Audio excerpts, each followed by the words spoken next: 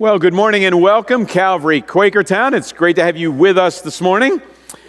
We're going to get back to Romans next week. And so let me just kind of tell you how that's going to work. Some of you may want to actually prepare. There are a number of ways to divide the letter of Romans, but how we decided to divide it was right after chapter 7. So we spent almost all of the fall looking at the first 7 chapters of Romans, and we will pick up with chapter 8 next week.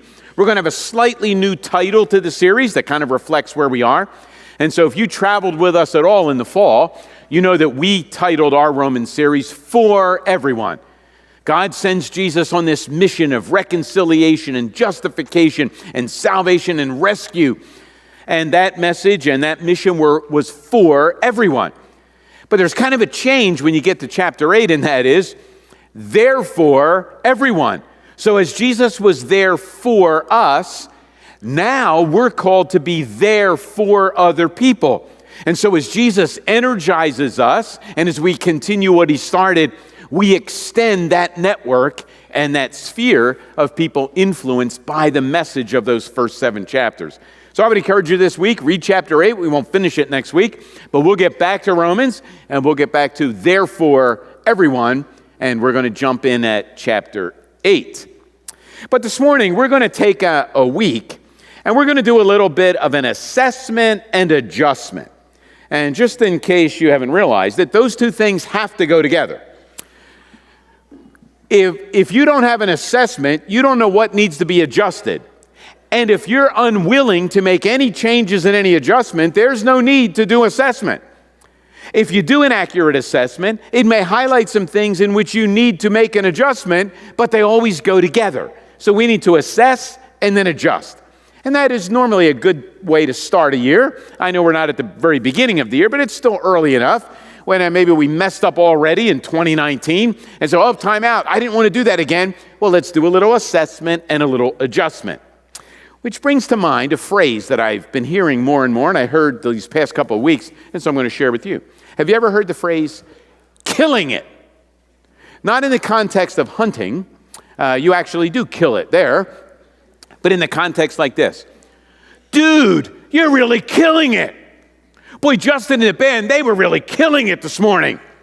We really hope Nick Foles kills it this afternoon.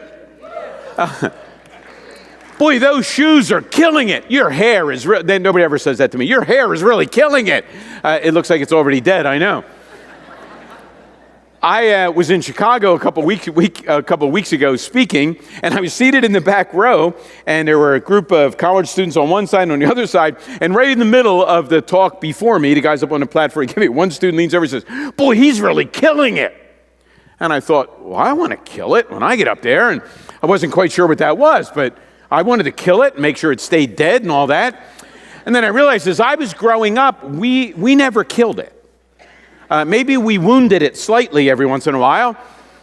Well, what exactly does killing it mean? Well, in the context in which I've been using it, it means to do something really, really well. They're killing it. They're doing it really well. But notice, behind the killing it expression is an assessment. You have some idea in your mind what really, really well is, and then you're measuring what you're doing according to the expectation. And if you're doing really, really well, you're killing it. So how do you know at the end of 2019 if we were killing it or not? Did we kill it or not? Well, that's what we're going to do today. We're going to try to kill it, not just today, but through the rest of the year. And in case you haven't realized this, the problem with killing it, it doesn't stay dead. Do you ever know? Like you got to kill it again tomorrow and kill it again the next day. Well, what are some things that we need to build into our lives? What adjustments do we need to make so at the end of the year we can say, boy, 2019 was a year in which we were really killing it. We as a church were killing it. We together were killing it. Well, that's kind of what we're going to talk about today. And here's how we're going to do it. I've been thinking about the Gospels lately. I'm kind of going through the Gospels.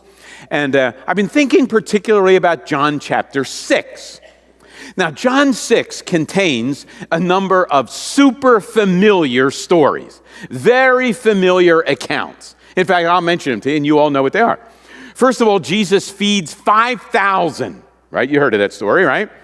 The second story is Jesus walks on water and calms the storm. You've heard of that story, right? The third story is actually a story in which Jesus makes the statement, I am the bread of life. Maybe a fewer number of you, but some of you know that statement. But here's the weird thing about John chapter 6. If you just read the section headings, here's John chapter 6. Jesus feeds the 5,000. Jesus walks on water. Jesus is the bread of life. And the last section is, many disciples deserted him. How the heck do you get there from there? Like, what? I mean, if you just look at the headings, you would think the last section's at the end of the wrong chapter. He feeds 5,000. He walks on water and calms the storm. He announces that he's the bread of life, and many disciples desert him. How do they go together? Well, that's what we're going to examine today. And we're going to ask ourselves where we fall in that assessment adjustment dynamic. So follow along as I read the first 15 verses. We'll pick up some other verses as we go. But just to get into the flavor and feel of what's going on in John 6, let's read about Jesus feeding the 5,000 to get us started. So here we go. Verse 1. Sometime after this, Jesus crossed to the far side of the Sea of Galilee, that is the Sea of Tiberias, and a great crowd of people followed him because they saw the signs he had performed by healing the sick. Then Jesus went up on a mountainside and sat down with his disciples. The Jewish Passover festival was near. When Jesus looked up and saw a great crowd coming toward him, he said to Philip, "Where shall we buy bread for all these people to eat?" He asked this only to test him, for he already had in mind what he was going to do. Philip answered him, "It would take more than half a year's wages to buy enough bread for each one to have a bite." Another of his disciples, Andrew, Simon Peter's brother, spoke up. "Well, here's a boy with 5 small barley loaves and 2 small fish, but how far will that go among so many?" Jesus said, "Have all the people sit down." There was plenty of grass in that place, and they sat down. About 5,000 men were there. Jesus then took the loaves and gave thanks and distributed to each, to those who were seated, as much as they wanted. He did the same with the fish. When they had all had enough to eat, he said to his disciples, "Gather the pieces that are left over, let nothing be wasted." So they gathered them and filled 12 baskets with the pieces of the 5 barley loaves left over by those who had eaten them. After the people saw the sign Jesus performed, they began to say, "Surely this is the prophet who is to come into the world." Jesus, knowing that they intended to come and make him king by force, withdrew again to a mountain by himself. Now we see a weird response of the crowd to an incident. We're going to do the whole chapter, but let's talk a little bit about the context. Just what's the setting? 2 things color the whole chapter. One maybe a little more than the others, but you have to keep these 2 things in mind concerning the setting. Number 1, all of John 6 happens around the Sea of Galilee. So there's a little picture of the Sea of Galilee. Some of you may have been there to northern Israel to kind of see that Sea of Galilee. Now, I always kind of laugh when I read Sea of Galilee because it's actually a really, really tiny sea. The Sea of Galilee is only 64 square miles. As a frame of reference, Lake Superior is 33,000 square miles. One's a lake and one's a sea. It kind of seems like it should be the Lake of Galilee and the Sea Superior. We're not going to go back and change the name.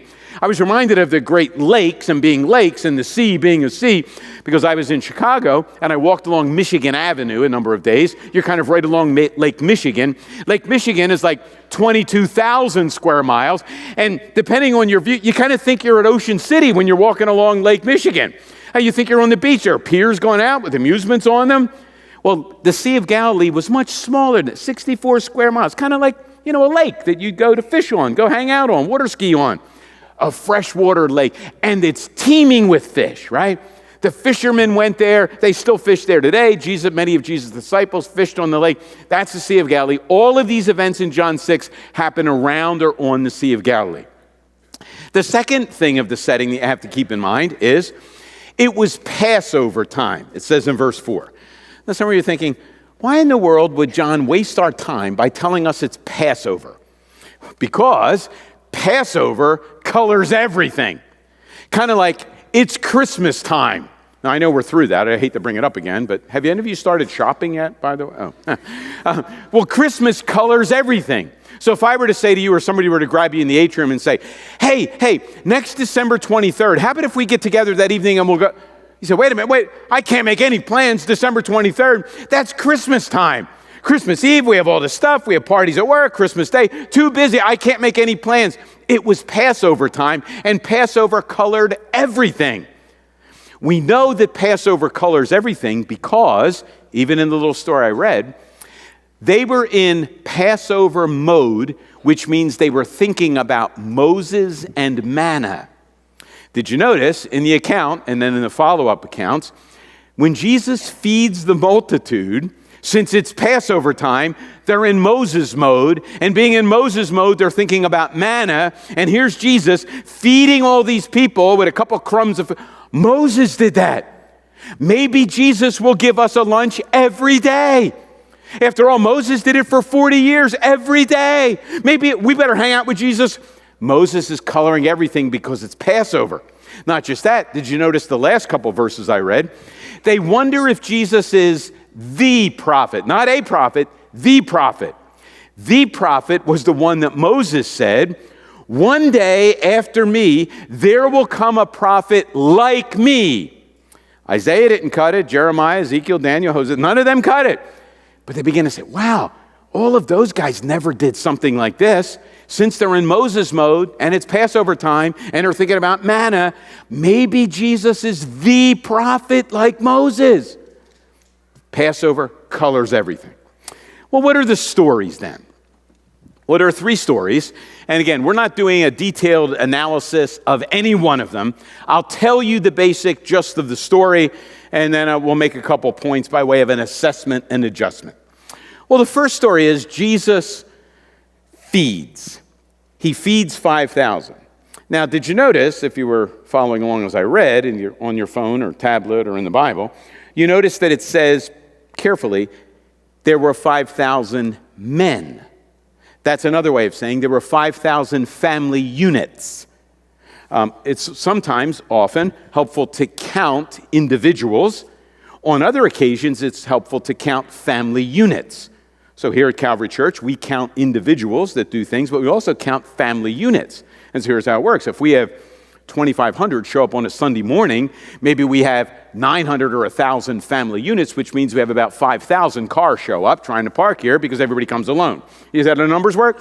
So like 5,000 family units, which if you extrapolate, suppose most of them had a spouse with them, maybe a kid or two, we are quickly to 15 or 20,000 without doing much weird math at all.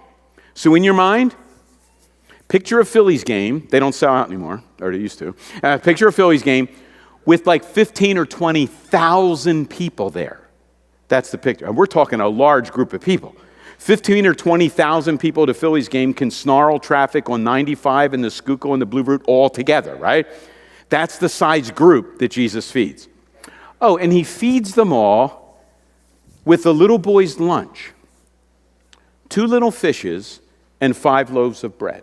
Now, they're not giant loaves, right, that, came in on the baker truck. Little biscuits they were. And we also know the kid was really poor because the bread was made from barley. That was the cheapest grain. And so if you were eating barley bread, you were really poor. Wealthy people, they were eating like sourdough and rye bread. Well, I don't know what they were eating, but they weren't eating barley bread. This little boy has a couple little rolls of barley and 2 little fish.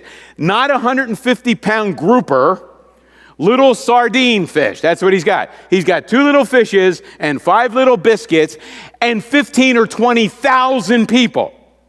That would be like standing at Citizens Bank Park, looking at 15 or 20,000 people, and you're going to feed them all with 1 hot dog. Or maybe you invite Calvary Middle School, the whole group, over to your house this coming week, and you have 1 slice of pizza. Yeah, you better look to move out. Or maybe you have a big group coming to your house tonight to watch the Eagles game, and you're serving 3 French fries. That's what you have. That's what's going on. An incredible need, meager, infinitesimal resources. But Jesus takes those infinitesimal resources and he feeds everyone, 15 to 20,000 people, until they're stuffed and can't have another bite. They collect up the scraps, and there are 12 basketfuls of scraps left, one basketful for each of the disciples. Wow. I particularly like that story because Jesus doesn't really need the little boy's lunch, does he? I mean, did Jesus need the 2 little fish and 5 biscuits to feed the... No. Jesus could have just spoke and created Happy Meals or Chick-fil-A for everybody, right? It would have been like divinely delivered immediately. But he comes alongside a little poor kid who only has a few biscuits of barley and 2 little sardines, and he uses that kid's meager lunch to feed the multitude. He didn't need the kid's lunch. He used the kid's lunch. We just took the offering. Does God need your offering to do what he wants to do in this world? Does God need the deployment of your energy and your gifts and your talents and your attendance to do what he wants to do? No. In fact, the truth of the matter is, on our best days, we are more liabilities than assets to God. On our best days. But God is so loving and so compassionate, he comes alongside of us and says, yeah, what do you have? What time do you have? What money do you have? What kind of lunch do you have? What kind of talents do you have? What gifts do you have? I'm going to so energize those meager resources and multiply them so that thousands of people are going to be impacted. It's me energizing what you give to me. It's not you by yourself. And I could do it without you, but I want to do it with you. That's amazing, isn't it? Well, that's kind of the first story.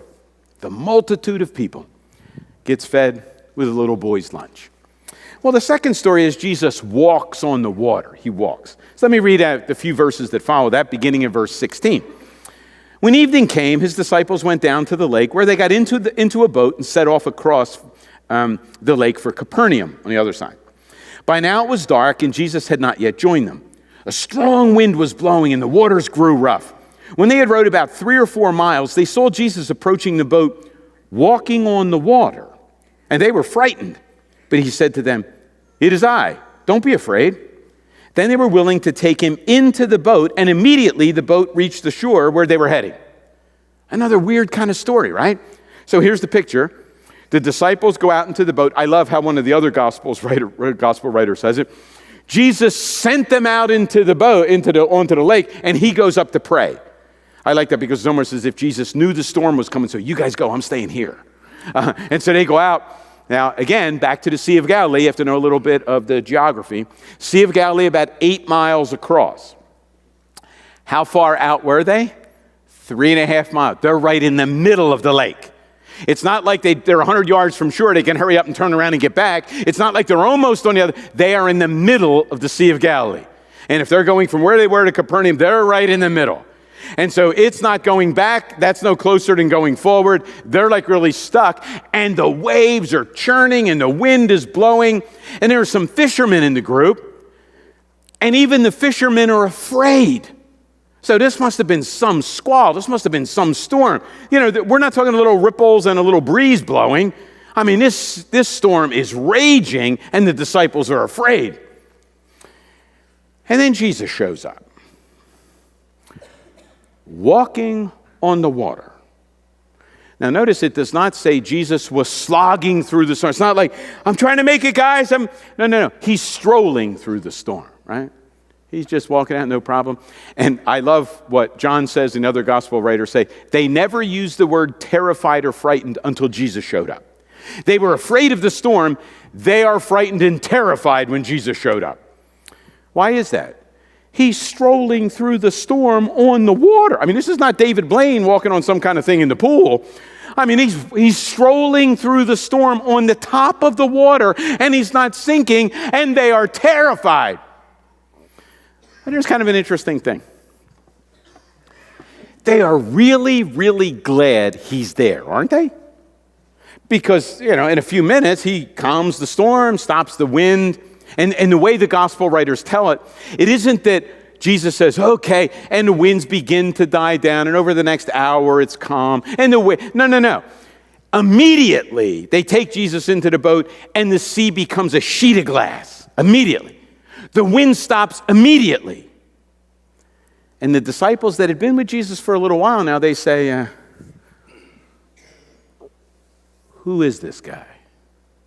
We just saw him feed all those people with little boys, but this, even the wind and the waves obey him? Who is this guy? Now there's kind of a paradoxical response that these disciples have. And it's rather common, but let me explain it to you. Here's the paradox. They're really glad Jesus is there. Don't be afraid. It is I. He says, I am, fear not. Right? They're glad he's there. The storm stops. But they're terrified he's there. That's the normal response people have when they catch a glimpse of who God is. I literally could give you lots of examples. Let me just mention a couple. Here's one. Isaiah chapter 6, a pretty familiar passage. Now, Isaiah is a prophet. He's a preacher, right? He makes his living speaking for God. So his tongue is kind of like anointed and holy, right? He kind of speaks for God. Well, one day he goes to church, and an amazing thing happens in church. He catches a vision of God. Who would have thought, right? In church, you see a vision. He sees a vision of God. And immediately, this preacher who speaks for God is kind of undone. And he says, wow, woe is me. And then he says, I am a man of unclean lips. Why did he say he's got a dirty mouth? He's a preacher. If anybody had a clean mouth in Israel, it would have been him. I mean, the guys at the bar, the Navy guy, they have dirty mouths, not the preachers. Here's what he's doing. In the presence of God, my best shot, my greatest gift, my top talent is putrid and will condemn me forever. My best is filthy. Well, what the heck is his worst then, right? I mean, there it is. Same response, right? He's kind of glad he sees God, and God's with us. And then he's undone immediately. Oh, woe is me, I'm a man of a dirty mouth. Here's another one. In Luke chapter 5, Peter's fishing. And he fishes all night, and as usual, catches nothing, comes in. He's kind of cleaning the nets, washing them out to get ready for the next night's fishing. And Jesus shows up at the dock.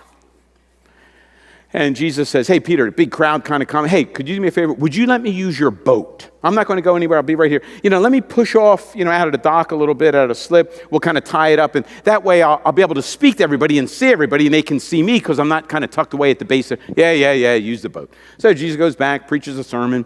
As they kind of pull him back in, Jesus says, hey, Peter, got an idea. Let's go fishing. And Peter's thinking, he doesn't say this, right? But he's thinking it. These preachers, they don't know anything, right? They've never worked for a living. What do they know? They don't know how to fish.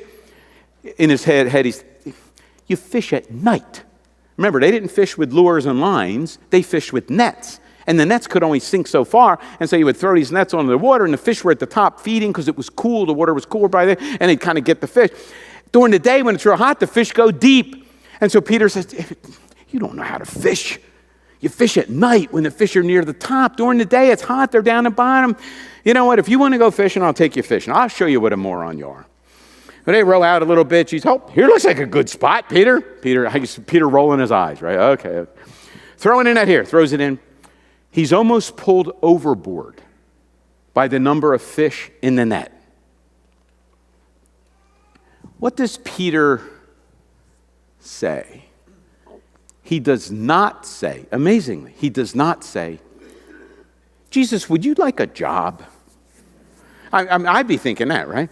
Jesus, if you come work for me, your name can go first on the sign. Jesus and Peter fishing, right? Your name, and we'll only have to fish like 1 or 2 days a week, right? You go out, you tell me where the fish are. I'll do all the manual labor. You just kind of tell me where they are. We'll throw in the nets, pull them in. 1 or 2 days a week. We'll make a kill. We'll really kill it, Jesus. What does Peter say? Get out of my boat. Get away from me. for I'm a sinful man. Isn't that interesting?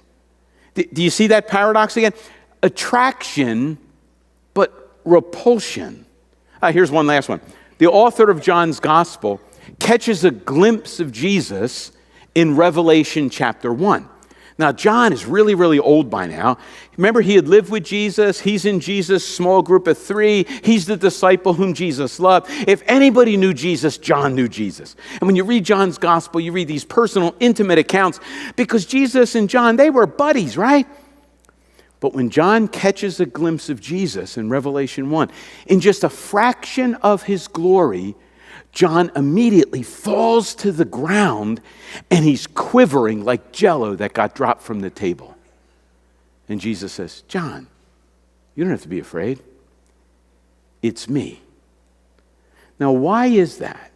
Why is that paradoxical response the norm?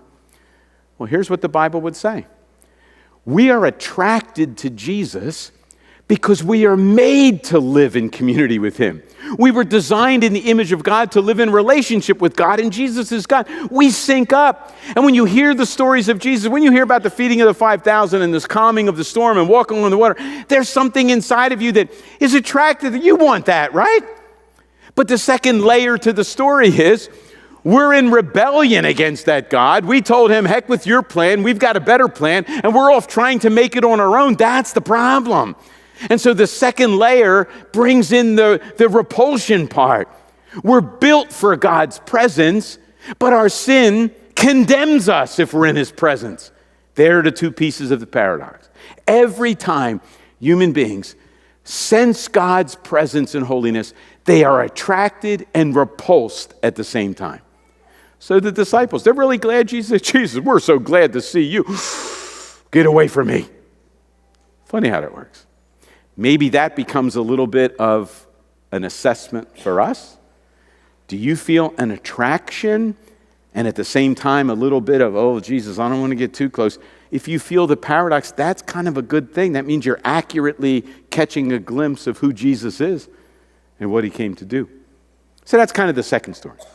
Well, the third incident is actually something Jesus says. He walks and then he talks. And what he says is, I am the bread of life. Now, if you read the chapter all together, you understand Jesus says, I'm the bread of life. The beginning of the chapter, he created miraculously the bread, right? So he's not just saying this in a vacuum. It's all tied together in the chapter. And sometimes if you only read the Bible in little tiny bits, you miss some of the connections. So Jesus gives out all this bread that sustains life. And then toward the end of the chapter, he says, now, by the way, guys, I am the bread of life. That bread I gave you, that may sustain you for a little while, but you need to know, I am the bread of life, and if you eat me, you will live forever and ever and ever, a quantity of life you know nothing of. I'm the bread of life. Now, if you track through John's gospel, you realize that John wraps his whole gospel around 7 I am statements. You know, you read any introduction to John or any kind of study Bible at the beginning, it'll always tell you there are 7 I ams. So here are the 7 I ams. You can find them anywhere. I'll tell them to you. First one, I am the bread of life. Jesus says, I am the light of the world. I am the gate to the sheep pen. I am the good shepherd. I am the resurrection of the life. I am the way, the truth, and the life. I am the vine. You are the branches. John's whole gospel, it's almost as if John said, you know, I'm going to go back and I'm going to take those 7 things Jesus told us about himself. I'm the bread, I'm the light, I'm the resurrection. And they become the pillars or the outline points. And then he writes his gospel around those 7 statements. The one I just read is the first one. I'm the bread of life. All right, so we looked at the stories a little bit. Let's talk about the crowd. Let's talk about the crowd. It's kind of interesting to see how the crowd responds. When you read how the crowd, you may immediately say, oh, I wouldn't have done that. Yeah, we probably would have done worse, would have done better, we don't know. But the crowd's response is very instructive. After Jesus feeds the multitude, the crowd wants to make Jesus king by force. Why? Do you think they say, oh, he is the coming king. We need to submit, bow before him, do his bidding, live in relationship to him, and whatever he calls us to do, that's what we need to do. Is that what they're thinking? Heck no. Here's what they're thinking. Kings have the responsibility to provide for their subjects, provide for their people. We just got a free meal. If Jesus is our king, part of his responsibility is to provide for us. We'll never have to work again. We'll follow Jesus and he'll give us stuff. We'll follow Jesus, he'll meet our needs. We need to make him king. King without the cross, king without the mission.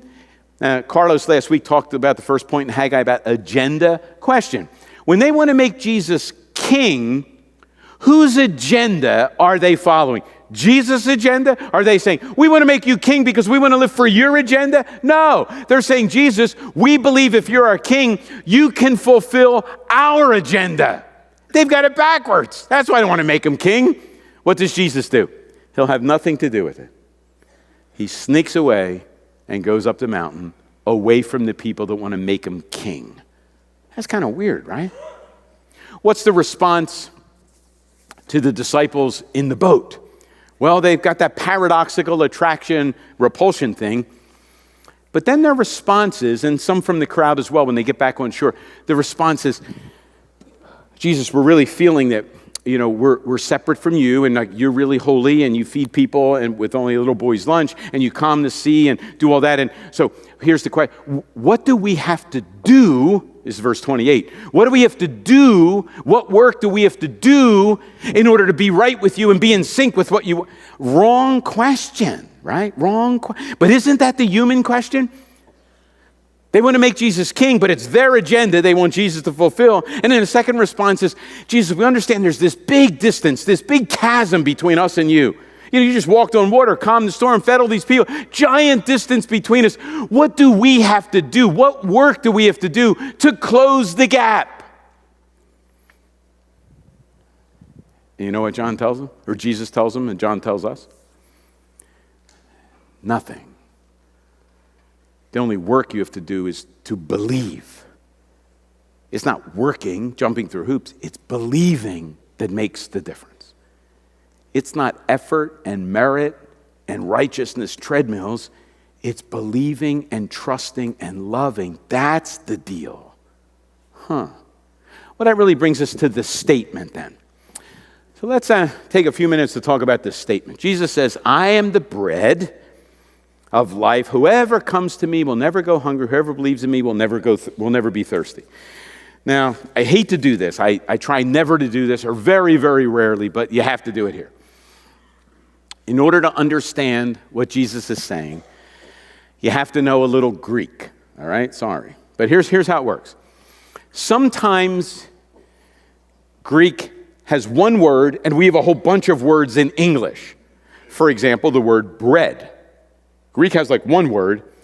We in English have hundreds and hundreds and hundreds of words for bread. We got cupcakes and cookies and donuts. They're all bread. In Greek, they have one, bread. All that's bread. A lot of bad bread in the bread, but I see how that works? They have one word, we have a lot. But on other occasions, Greek has a few words and we have one. And here's one of those cases. Greek has a couple of words for life. And you've got to understand the difference in order to understand what Jesus is saying.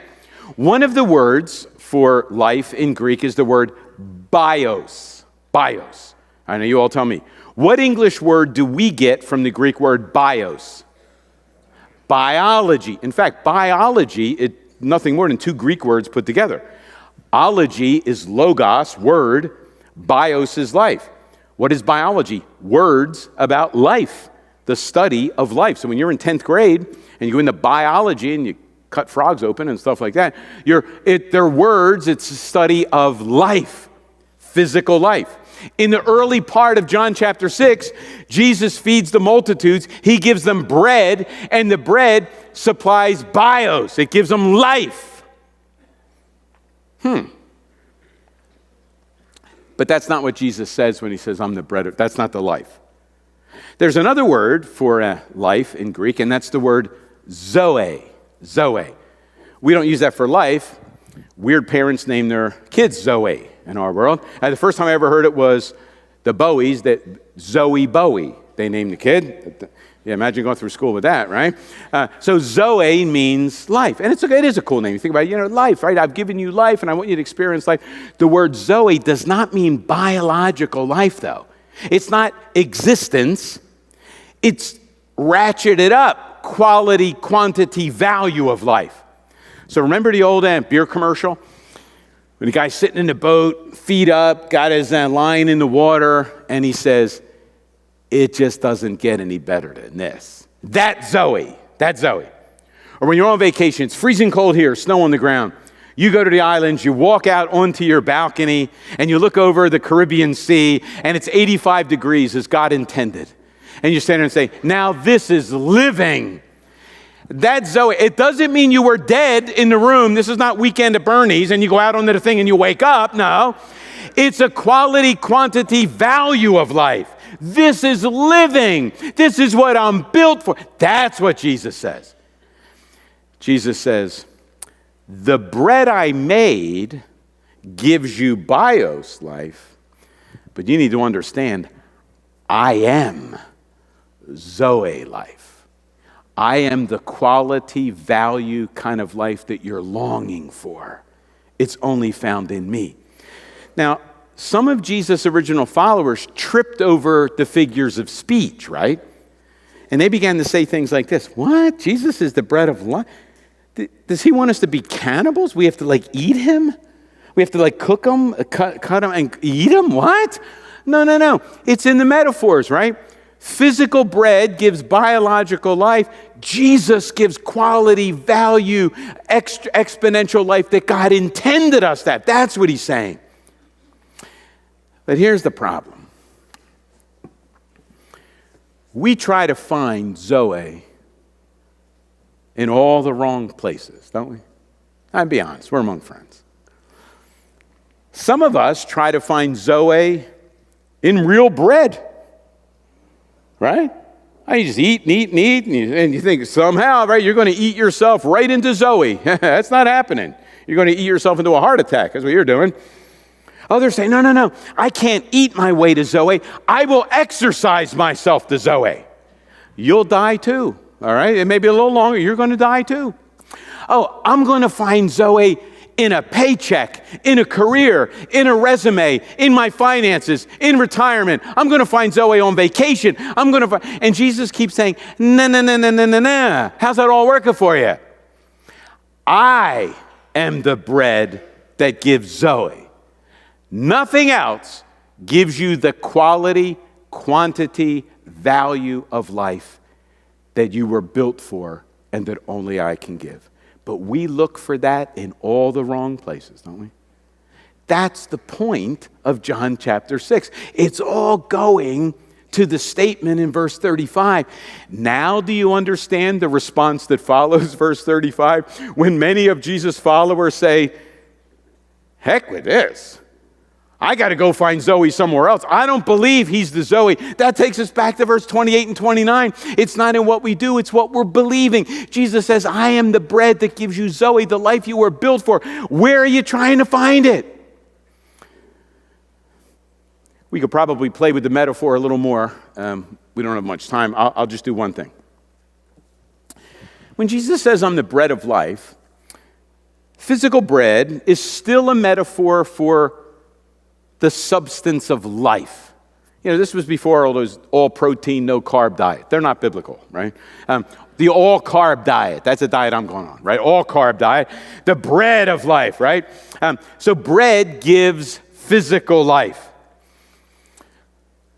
But suppose Jesus took the little boy's lunch, he kind of multiplies it, and they pass out those biscuits, right? So I got 20,000 biscuits get passed out, and everybody has a biscuit. Here's the really weird reality.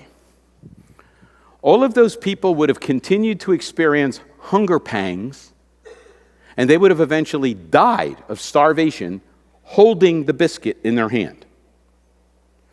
Because unless that loaf gets broken and digested, you will starve. What's Jesus saying? Guys, you wanted to make me king, but you don't understand. Between this Sea of Galilee and the end, I've got a cross to go to. Unless I am broken and you digest me by believing in me, you will live in hunger and starve forever. Bread has to be broken and digested. Jesus was broken, and we need to believe and digest that. It's not good enough to come and hear the story. It's not good enough to say, that's really cool in John 6, how all that happens. You've got to personally digest it. And here's another weird thing about bread. You can't eat once and be set for life, can you? My guess is many of you had a great Thanksgiving dinner back in November. And I know a bunch of you had awesome Christmas dinners. Was that the last time you had to eat? You've all eaten since then, I can tell. Well, you have to continually eat. Now, that doesn't mean you continually come and experience Jesus' rescue, but it does mean we need to regularly trust and digest.